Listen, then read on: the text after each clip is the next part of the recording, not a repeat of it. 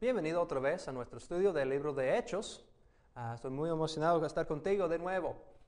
Siempre es un placer de abrir la palabra de Dios y pasar tiempo considerando principios y ejemplos y mandamientos del Señor que Él tiene para nosotros.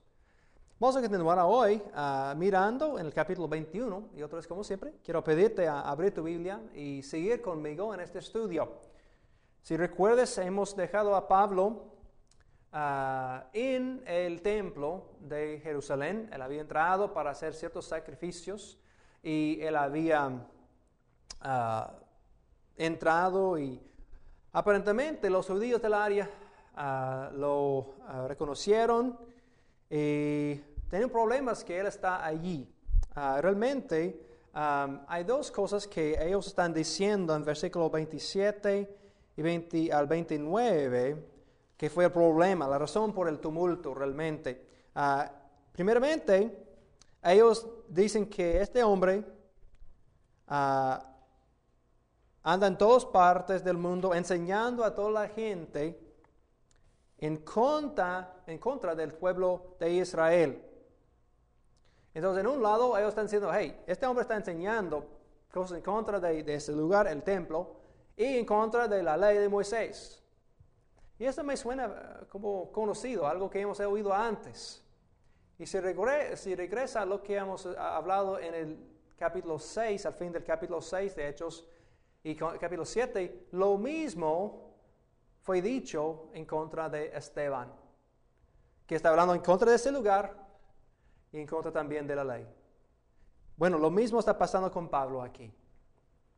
Y no solamente eso dicen, que también ellos pensaron que él había pedido a su amigo Trófimo a entrar también en partes del templo que fue prohibido por los gentiles.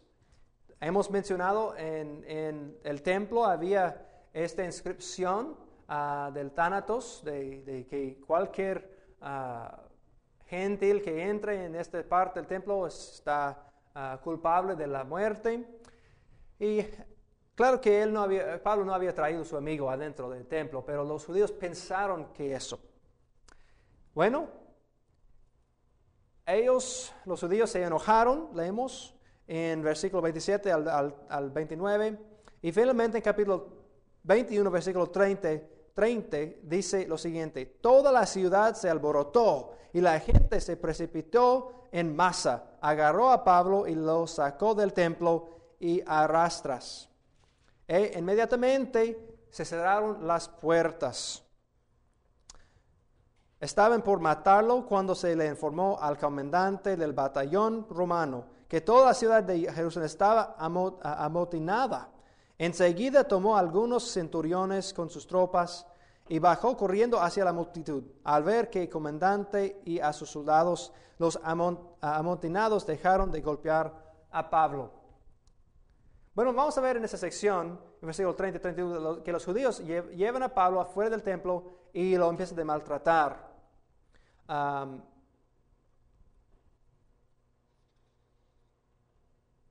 Ellos fueron convencidos que Pablo hacía algo malo. Y ellos están al punto de matarlo de otra vez. Cuando vinieron los soldados romanos, y probablemente la razón por la reacción tan rápida de los romanos es debido a dos cosas.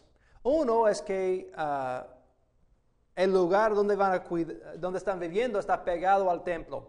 Vamos a ver ahorita más directamente una mapa que muestra de que donde están viviendo los romanos, los soldados romanos, está pegado al área del templo. Y ellos pueden llegar muy pronto al templo.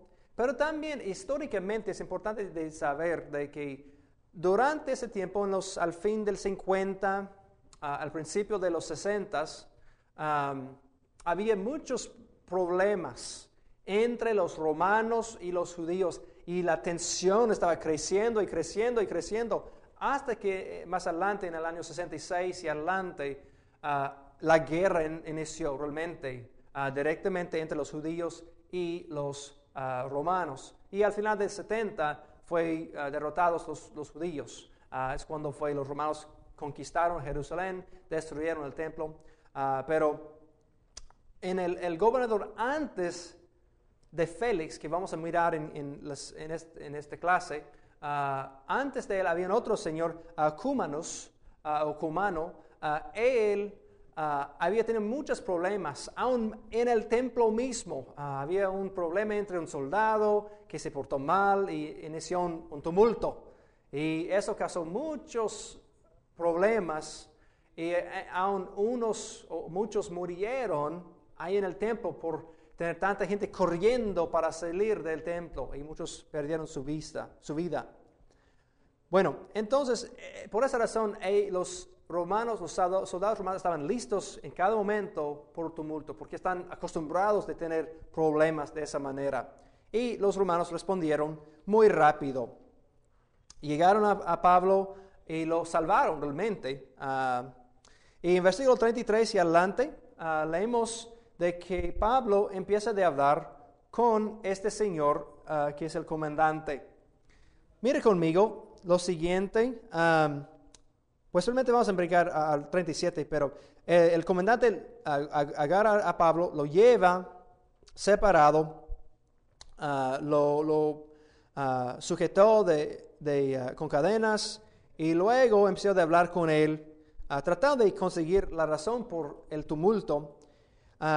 Y finalmente Pablo dice en versículo 37, el texto dice en versículo 37, cuando los soldados estaban a punto de meterlo en el cuartel, Pablo le preguntó al comandante, ¿me permite decirle algo? ¿Hablas griego? Replicó el comandante. ¿No eres el egipcio que hace algún tiempo provocó una rebelión y llevó al desierto a 4,000 guerrilleros? No, yo soy judío, natural de Tarso, una ciudad muy importante de Cilicia. Le respondió Pablo, por favor, permítanme hablarle al pueblo. Bueno, aparentemente este comandante pensaba que Pablo era otra persona. Él pensaba que eso fue un asesino de Egipto. Y podemos leer de este señor ahí en la pantalla esta historia de un señor, un asesino de Egipto, en el libro de Josefo, en la historia de Josefo, en las guerras de los judíos, libro 2, sección 261 al 226. Y puede leer más de las historias alrededor de ese señor ahí. Pero un poco de esta información es que ese guerrillero era un líder de un grupo llamado los Sicarii. Sicarii es un término latín y aquí en el texto cuando menciona en versículo 38 que cuando el comandante menciona que el egipcio que guió una rebelión en el desierto con 4,000 guerrilleros, ese término guerrilleros es lo que tengo en la pantalla, es que es traducido guerrilleros, hombres de los Sicarion, Andraston Sicarion en griego, esta primera línea en la pantalla, hombres de los Sicarii, de ese grupo conocido para ser asesinos. Los Sicarii fueron asesinos judíos y representaron la parte más como radical de los celotes. Si recuerdas, los celotes fueron judíos que estaban en contra de los romanos. Ellos no querían estar bajo del control de los romanos. Hicieron varias cosas para tratar de quitar a los romanos de Israel. Y aun de los discípulos de Jesús, unos de los apóstoles, fueron uno de esos celotes. Pero no todos fueron tan militares, no fueron tan radical como este grupo, como estamos mencionando aquí, los Sicarii. Y el nombre de Sicarii viene realmente de su arma. Ellos usaron una daga, que en latín, este término de la daga es un sicarius, sicarius. Eso fue un tipo de daga corta que ellos pueden poner adentro de su ropa y para que no se ve. Y lo que hicieron es que lo tienen escondido adentro de su ropa, y ellos cercaron a alguien y lo agarraron de atrás y lo mataron así con la daga. Por eso se llamaron los Sicarii, porque usaban la daga de ese tipo. Bueno, fueron hombres muy pues famosos, pero fueron asesinos muy fuertes, y estaban viviendo en Judea durante ese tiempo. Y bueno, entonces este comandante pensaba que a lo mejor Pablo era ese señor que había guiado este grupo de Sicarii. Y cuando él aprendió que Pablo podía hablar el griego, él se dijo, tal vez estamos hablando de otra persona, porque aparentemente este judío que había guiado a ese grupo no hablaba tan bueno, muy bien el griego, y se dio cuenta que Pablo no era ese señor. Entonces Pablo pregunta al Señor que si le permite hablar con la gente. Y realmente esta sección siguiente empieza aquí en el fin del capítulo 21, en versículo 40 y hasta el capítulo 22, versículo 21, leemos unas cosas de que la defensa realmente de Pablo ante el pueblo ahí en Jerusalén, ahí mismo en el templo. Y quiero pasar unos minutos hablando sobre lo que está aquí. Primeramente, antes de que estudiamos el texto, es muy interesante hacer una comparación de lo que leemos en capítulo 9 y lo que leemos aquí en capítulo 22 y también en capítulo 26, las diferencias entre los relatos de la conversión de Pablo. Podemos ver detalles diferentes y te animo a pasar un poco de tiempo comparando los tres textos.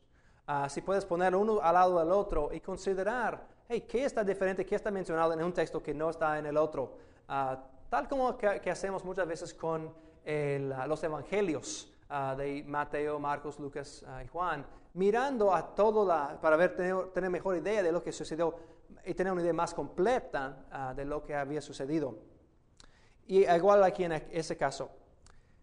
Yo creo, en mi opinión, lo que vamos a leer en esta sección, en capítulo 22, es que Pablo relata su conversión, pero él está enfocándose en ciertos aspectos más judíos, en la idea de que él está enfocándose en probar que él sigue siendo un buen judío, tal como hemos hablado durante la última clase, que él está probando, yo sigo con las costumbres como normal, y él está hablando a los judíos, y él está tratando de probar a ellos que, yo sigo haciendo algo que no está en contra de lo que están diciendo. Aquí en el texto, rápidamente, vamos a ver unos puntos, 7 puntos, que muestra que él está tratando de probar que él no está tratando de destruir el templo o hablar contra del templo, etc. Primeramente, en capítulo 21, versículo 40, leemos de que él habla al grupo en arameo. Él podía hablar en griego. Él hizo eso con el romano, pero él cambió su idioma para hablar al grupo en arameo. Y eso agarró la atención de ellos. En versículo 2 del capítulo 22 dice que al oír que les hablaba en arameo, guardaron más silencio. Eso agarró su atención. En número 2, él dice, en versículo 3, punto 2, él dijo, yo soy judío. Él aclara completamente, soy judío, a un hijo de fariseo,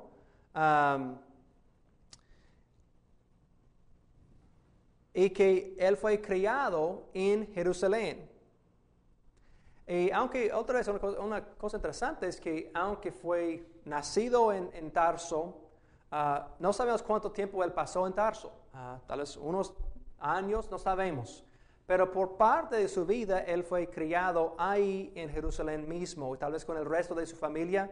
Vamos a ver ahorita más de su familia, pero es muy probable que cuando Pablo vino para estar bajo de Gamaliel, que él cambió de Tarso con toda su familia, hermanos, hermanas, etcétera, para vivir en Jerusalén. No sabemos, hay muchos detalles desconocidos, pero es posible eso. Bueno, él sigue en punto número 3, él menciona que él creció, estudió bajo de la tutela de Gamaliel, uno respetado entre el pueblo de Israel, como hemos mencionado en otra ocasión en nuestro estudio de Hechos. Número 4, él dijo, hey, yo fui tan celoso de Dios como ustedes hoy, hasta perseguir al camino. Él menciona específicamente agarrando y persiguiendo a la muerte a los seguidores, arrestando y echándoles en la cárcel, si sean hombres, mujeres. Y más adelante en versículo 20, al fin de su práctica, al fin de su defensa, él menciona que él estaba ahí cuando Esteban fue matado, dando su aprobación. Y él les dice, hey, yo les entiendo exactamente lo que están pensando ustedes. Yo estuve en tu lugar exactamente. Otra vez, haciendo conexión con ellos. Número 5, mira cómo él describe a Ananías. Recuerda, Ananías fue el señor en Damasco que vino para imponer las manos a Saulo para recibir la vista. Y mira lo que dice en versículo 12.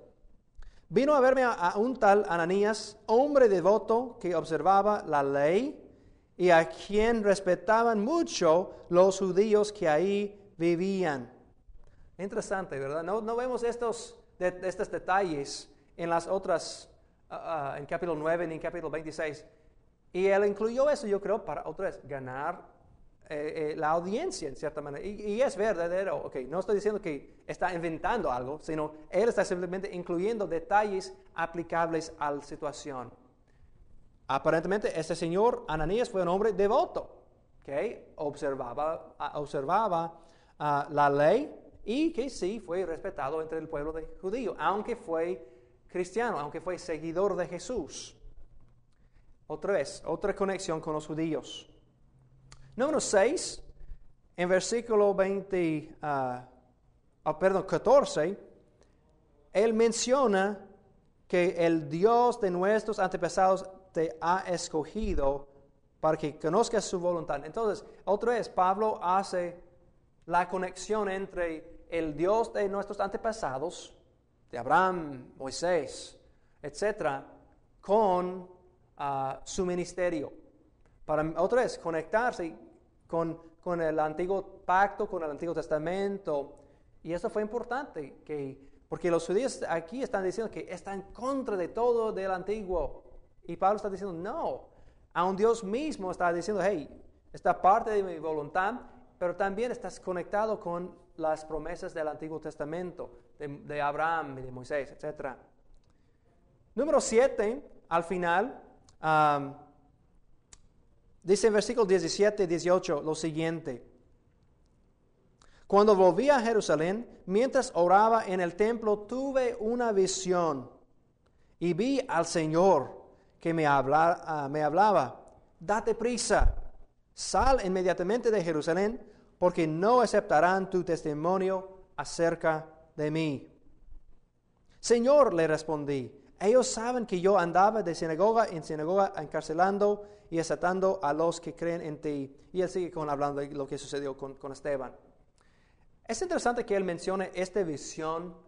Quiero parar aquí por un momentito. Esta visión de Dios en el templo. Unos puntitos rápidamente.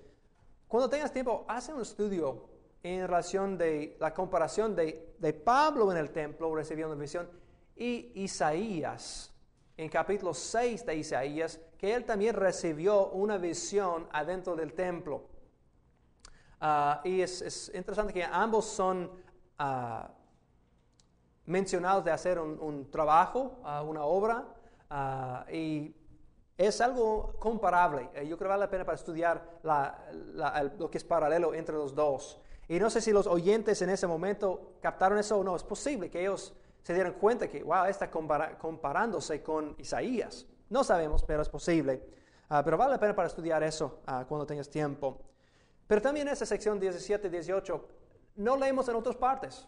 Podemos leer en lo que sucedió en capítulo 9 y lo que está escrito allá en capítulo 9 de Hechos, pero no está incluido allá.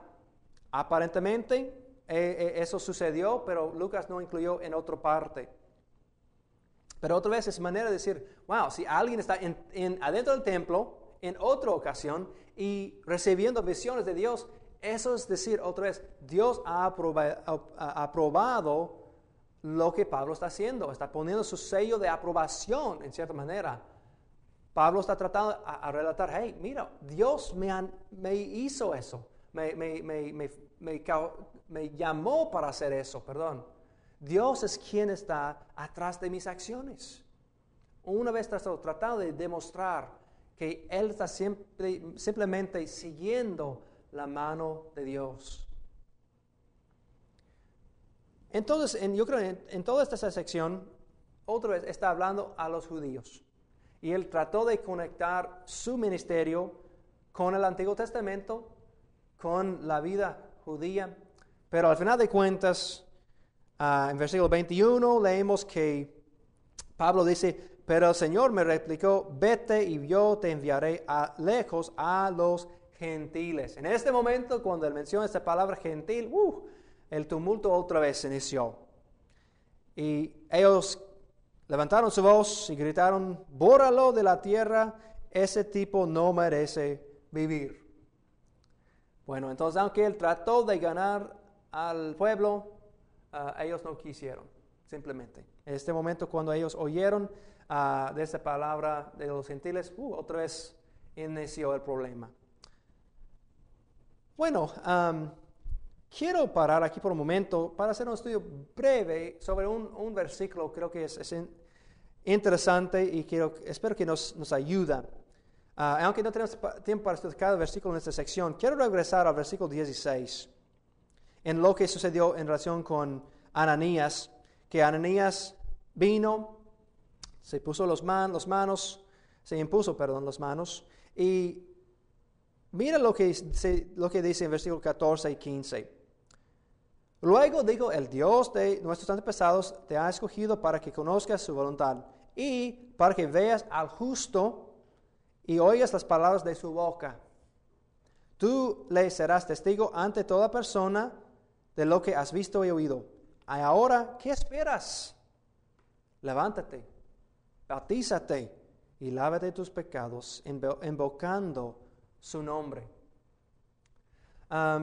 Yo creo que eso es un texto muy fuerte a favor de la conexión otra vez del bautismo con el perdón de los pecados. Y yo sé que adentro de ciertos grupos, entre ciertos modos de creer, eso es separado, que el bautismo sucede después de ser perdonado de los pecados y es algo simplemente de un modo de demostrar lo que ya tiene uno. Y yo creo que ese texto gramáticamente anima a uno a ver, hey, hay una conexión muy clara entre el bautismo con agua con el perdón de los pecados. Claro, y quiero aclarar eso también, al final de cuentas, si no fuera por la sangre de Cristo, podemos meternos en agua 24 horas por día, todo el resto de nuestras vidas y no nos sirve por nada. Pero todo debe en tener confianza en el poder de Dios para salvarnos. La de que estamos confiando no solamente en el hecho de ser bautizados, sino confiando en el poder de Dios, como dice Colosenses capítulo 2, versículos 11 y 12, que estamos confiando en el poder de Dios, quien resucitó a Jesús, que Él también va a resucitarme a mí de nuevo espiritualmente. Y creo que eso es un texto que está a favor de probar de que en serio hay esta conexión entre el bautismo y el perdón de los pecados y que no está separado como hay ciertas creencias. Porque dice en varias partes, levántate otra vez, bautízate y lávate de tus pecados. Está conectado gramáticamente esas dos frases. Bueno, si tengas tiempo otra vez, pase tiempo considerando este texto. Si tienes otras creencias, yo creo que vas a luchar tratando de hacer, entender este versículo si crees que el bautismo está separado del perdón de los pecados. Porque eso indica que están juntos. Bueno, siguiendo, si quieres, si en caso que lees el inglés, hay un artículo en el sitio del internet, por lo menos cuando estamos grabando este curso, por un señor llamado Tanton, Lani T. Tanton, que está escrito sobre Hechos 22, versículo 16, que demuestran las 4 perspectivas más comunes sobre este versículo. Y si puedes leer en inglés, eso vale por lo menos para ver los argumentos de cada lado. Y tú puedes estudiarlo más profundamente de esa manera. Si lees inglés, lo siento que no lo encontré en español. Bueno, siguiendo con nuestro texto, quiero regresar a la pantalla brevemente. Pablo ante el tribuno. Después de después de hablar a la gente, el comandante lo llevó afuera del templo y otra vez le llevó a un lugar cerca del templo. Aquí en la mapa, a la parte arriba, es la fortaleza Antonia. En versículo 24 dice de que el comandante ordenó que metieran en el cuartel. El cuartel probablemente refiere a fortaleza Antonio. Eso fue una fortaleza pegada al templo, al área del templo. Está poco al norte, donde está el círculo rojo, que esta parte de abajo donde están los números, esos todos son parte del templo que hemos visto antes, y fue llevado muy cerca a esta fortaleza Antonio, donde estaban viviendo los soldados romanos.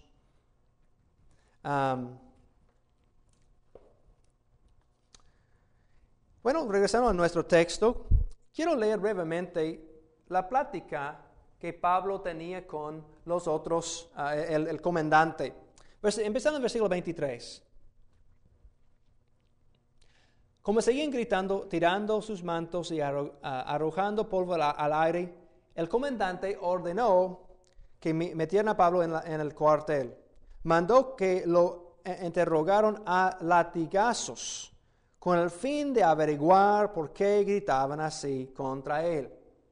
Cuando lo estaban sujetando con cadenas para azotarlo, Pablo dijo al centurión que estaba ahí: ¿permite la ley que ustedes azoten a un ciudadano romano antes de ser juzgado?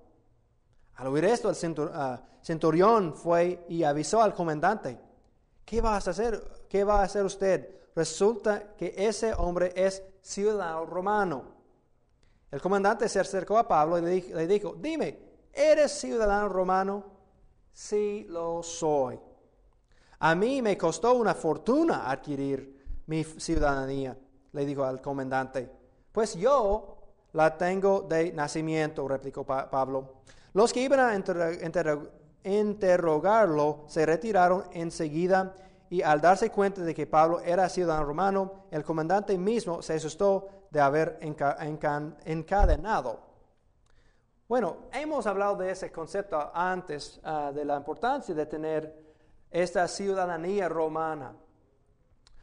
Hemos visto eso en relación con lo que sucedió en Hechos capítulo 16 en la ciudad de Filipos, que Pablo fue maltratado, puesto adentro de la cárcel, sin tener juicio, y los líderes del pueblo de Filipos tenían mucho miedo por haber hecho eso, porque ellos hubieran podido perder su puesto y la ciudad misma pueden perder su situación como una colonia romana.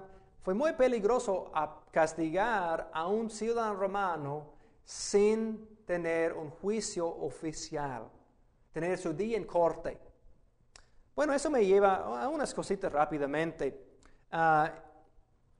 Sobre eso, en versículo 24-29, hablamos de Pablo, el ciudadano romano. Primeramente, ¿Cómo puede uno recibir la ciudadanía en el primer siglo? No todos que vivían adentro del Imperio Romano fueron ciudadanos. Había muchos esclavos, muchos extranjeros, muchos que fueron de otras nacionalidades viviendo ahí. Y solamente la ciudadanía aplica a ciertas personas. Unas maneras, como Pablo, uno puede ser nacido de un ciudadano y adentro de un matrimonio legal. ¿Okay? Si uno, por ejemplo, si su papá, por ejemplo, fuera un ciudadano, pero él no fue casado con su mamá, si eso fue un matrimonio ilegítimo, tú, lo siento, pero tú no puedes recibir la ciudadanía. Tiene que ser adentro de un matrimonio legal y tu papá tiene que tener la ciudadanía. Otra manera es que los esclavos librados por ciudadanos pueden recibir un cierto nivel de ciudadanía. Tienen ciertas cosas que pueden hacer más que los demás. Pero lo bueno es que los hijos de este esclavo librado recibieron la ciudadanía completa. Y no sabemos qué sucedió con el caso de Pablo. Sabemos por lo menos que él mismo nació ciudadano. Tal vez su papá era un esclavo, no sé, o sus abuelos o antepasados fueron esclavos de unos romanos y de esa manera recibió su ciudadanía. No sabemos. Otro es por medio de ser parte del ejército auxiliar de los romanos. Uno no pudo entrar en los legiones de los romanos sin ser ya ciudadanos, pero ellos ocuparon también auxiliares, tropas de otras ciudades, de otros grupos que no fueron romanos, para luchar también. Y si uno es fiel en eso, ellos pueden al final del tiempo recibir la ciudadanía. Otro es comprarlo, como hemos leído aquí en ese señor, que él dijo que yo adquiré mi ciudadanía con un costo muy alto, y eso fue verdad. Uno tiene que pagar una cantidad enorme para recibir la ciudadanía. Bueno, y una manera más es si uno hace algo extraordinario a favor del emperador o a favor del imperio romano, puede recibir también su ciudadanía. El segundo punto es unos privilegios de ser ciudadano romano. Ellos pueden, por ejemplo, votar, pueden buscar oficio en el gobierno, hacer contratos legales. Ellos pueden tener un matrimonio legal en frente de los juicios. Ellos pagaron menos impuestos. Como siempre sabemos, no podemos evitar pagando impuestos, pero por lo menos ellos podían pagar menos impuestos. Ellos pueden llevar a alguien al corte legalmente. Los que no fueron ciudadanos romanos, no tenían ese derecho. Y eso causó muchos problemas. Ellos también pueden tener un juicio oficial. Y no pueden ser torturados o azotados sin tener el juicio oficial. Y eso es lo que aplica aquí a Pablo. Que un romano no puede ser maltratado antes de recibir su día en frente del juez. Y eso es importante cuando comparamos con los que no fueron ciudadanos romanos. Ellos pueden ser casi matados para extrapolar o quitar la razón por lo que está haciendo, para sacar información, lo que sea. Los romanos podían azotar a uno, si uno no es ciudadano, hasta el punto de la muerte, para ver si están haciendo algo mal. Eso fue aceptable en los ojos de los romanos, pero no aplica a los ciudadanos. Entonces Pablo tenía esa habilidad de evitar ser azotado debido a su ciudadanía. Y espero que nosotros también hoy en día usamos los privilegios terrenales, podemos decir, para el bien del reino de Dios. Aquí Pablo menciona que, hey, él usó sus recursos físicos mundiales para el bien del reino. Y espero que también nosotros, aplicando este concepto a nuestra vida hoy en día, que también estamos usando recursos que tenemos. Si, por ejemplo, yo tengo ciudadanía de los Estados Unidos, espero que yo pueda usar eso también a favor del reino. Bueno, siguiendo con el texto, vamos a la sección, el capítulo 22, versículo 30, al principio del capítulo 23. En esta sección vamos a ver la defensa de Pablo ante el Sanedrín. Y va a ser muy corto realmente su defensa, pero unas cosas rápidamente. Y la razón por este asunto, por esta defensa, es porque el comandante todavía no está seguro por qué había este tumulto alrededor de ese hombre Pablo. Él no entendió la razón atrás de ese ataque. Y él pensaba, bueno, yo sé por medio que está en el templo, que es algo religioso. Y los romanos realmente en esa época pensaron que los judíos fueron medio locos con su Dios y sus costumbres, etc. Y ellos menospreciaron a los judíos. Y ese romano probablemente fue típico y dijo, hey, yo no sé qué está pasando. Bueno, yo voy a llevarlo al concilio judío, ese Sanedrín, y para sacar la razón de que él fue atacado. Bueno, leemos en versículo 4 y 5, en versículo 2 y adelante, empiezo en versículo 2. Dice, ante esto, el sumo sacerdote Ananías ordenó a los que estaban cerca de Pablo que lo golpearon en la boca. Hipócrita, a usted también lo va a golpear Dios, reaccionó Pablo. Ahí está sentado para juzgarme según la ley, y usted mismo viola la ley a mandar que me golpean.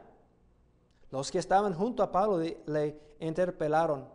¿Cómo te atreves a insultar al sumo sacerdote de Dios? Hermanos, no me había dado cuenta de que es el sumo sacerdote, respondió Pablo. De hecho, está escrito, no hables mal del jefe de tu pueblo. Es un intercambio interesante. Es que Pablo y el sumo sacerdote Ananías. Un poco de la historia atrás de Ananías es que este Ananías fue el sumo sacerdote entre los años 47 al 52 después de Cristo y también 53 al 59. Y este hombre fue conocido como un hombre cruel, rapaz y completamente indigno de su oficio. Un autor se llama Carro, en la página de 206 menciona esta cita. Pero él fue conocido como un hombre muy, muy malo. Aún por los romanos él fue conocido. Si lees en Josefo, en las antigüedades, como está en la pantalla, en libro 20, en secciones 103, 205 y adelante, hay muchas descripciones de ese hombre que fue muy malo. Y es interesante aquí en esta plática entre él y Pablo, de que en un lado Pablo responde diciendo, disculpa, no sabía. Es posible que él no sabía que eso fue realmente el sumo sacerdote, que él se dio cuenta en ese momento y se arrepintió. Es posible, y aún cita un parte del Antiguo Testamento de que no debes hablar mal del líder de tu pueblo. O es posible también que él está hablando de una manera diciendo que si la razón que no sabía que tú eres el sumo sacerdote es porque tú no estás actuando como el sumo sacerdote debe actuar. Y poquito de otro ataque, porque no sabemos, pero por lo menos ellos tienen esta plática entre ellos. Bueno, y de repente, en versículos 6 y 10, leemos que Pablo usa un táctico de dividir y conquistar al Sanedrín. Okay.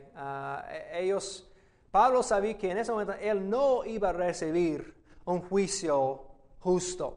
Él sabía exactamente que no iba a recibir un juicio justo.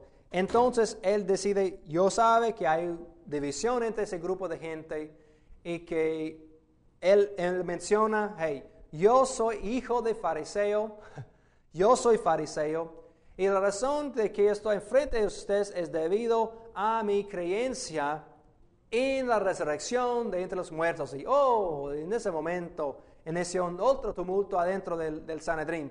Pablo sabía, si yo menciono ese problema, eso va a causar que los dos lados levantan la voz y empiezan a pelear entre ellos mismos. Entonces Pablo sabía que eso fue una manera, un táctico para realmente salir y recibir su juicio legítimo. Yo creo que eso fue muy importante para Pablo. Y él fue sacado otra vez por el comandante. Y en versículo 11 de esta sección leemos de que después de salir del Sanedrín, él recibió una visión del Señor. Y dice el Señor, ánimo, así como has dado testimonio de mí en Jerusalén, es necesario que lo des también en Roma. Entonces, tal como hemos leído en Hechos 18, versículo 9, en el momento más necesario, Dios visitó a Pablo y le dio consuelo, diciendo, hey, tienes que ir y testificar en frente, no solamente los que están aquí en Jerusalén, sino también los que están en Roma. Y eso nos lleva al siguiente paso también que hemos visto desde el principio, que están llevando o siendo o testificando sobre Jesús en Jerusalén hasta los confines de la tierra, que en este caso llega a Roma. Bueno, eso nos empuja un poquito al capítulo 23. Y la sección del complot para asesinar a Pablo. Y rápidamente, yo creo lo que sucede es que unos, en versículos 12 al 15, deciden de matar a Pablo. Y eso fue común, que asesinos atacan a gente por la noche y matan. Y aún los judíos, los líderes de los judíos estaban involucrados en tales cosas en el fin de los 60, durante la guerra. Entonces eso fue real y algo muy probable. Ellos dijeron que no vamos a comer antes de que Pablo muera. Bueno, sabemos que Pablo se da cuenta por medio de su sobrino, y eso realmente es todo lo que sabemos de la familia de Pablo, que él tiene una hermana que tenía un hijo. Realmente es todo lo que sabemos, pero el muchacho vino y habló a Pablo, y Pablo lo mandó a hablar con el comandante, y al final de cuentas, este señor habla con el muchacho, aprende del complot, y él hace planes para sacar a Pablo de la idea. Entonces, una cosa importante en esa sección, yo creo, es la providencia de Dios. Yo creo que podemos ver eso por medio de lo que está pasando. ¿Cómo que sea que Pablo escucha de este complot si no fuera para Dios? Y él usó situaciones que yo quiero decir normales aquí en la tierra, de una manera o de otra. La familia de Pablo aprendió de lo que está pasando con el complot, y ellos lo mencionan a Pablo. Pero yo creo atrás de todo eso es Dios trabajando, planeando cosas tal vez años antes para esa fecha. Y yo creo que también podemos ver en nuestras vidas también Dios trabajando, causando cosas a suceder de su providencia. Y no sé qué estás enfrentando ahora en tu vida, no sé qué está pasando en tu vida, pero espero que veas que Dios está trabajando alrededor de ti. Espero que tú veas de que Dios tiene un plan para nuestras vidas, y Él obra de maneras que no vemos para llevar a cabo lo que Él quiere. Lo que está pasando aquí en la vida de Pablo también es un ejemplo de la providencia de Dios y que Dios está involucrado en lo que está sucediendo alrededor de nosotros. Bueno, rápidamente para terminar, leemos que Pablo, finalmente, en fin del capítulo 23, él es llevado a Cesarea, la ciudad de Cesarea, para ser cuidado afuera de Jerusalén, porque fue muy peligroso. El comandante Claudio Lisias organiza un grupo de soldados para escoltar a Pablo, y él escribe una carta a Félix, el gobernador de la área. Entonces, si recuerdas, hemos dicho que Cesarea fue el centro del gobierno de la provincia romana llamada Judea, y que también fue el cuartel general del ejército en Judea. Entonces fue un lugar muy romano, entonces fue de cultura, etcétera, romana, y que eso fue un lugar más fácil de cuidar a Pablo. Y Pablo es dejado ahí para esperar su día del corte. Bueno, creo que vamos a parar aquí para hoy. Creo que está acabando el tiempo, y que vamos a ver en la próxima clase, en las últimas clases, sobre Pablo en frente de los gobernadores romanos y al final su viaje a Roma.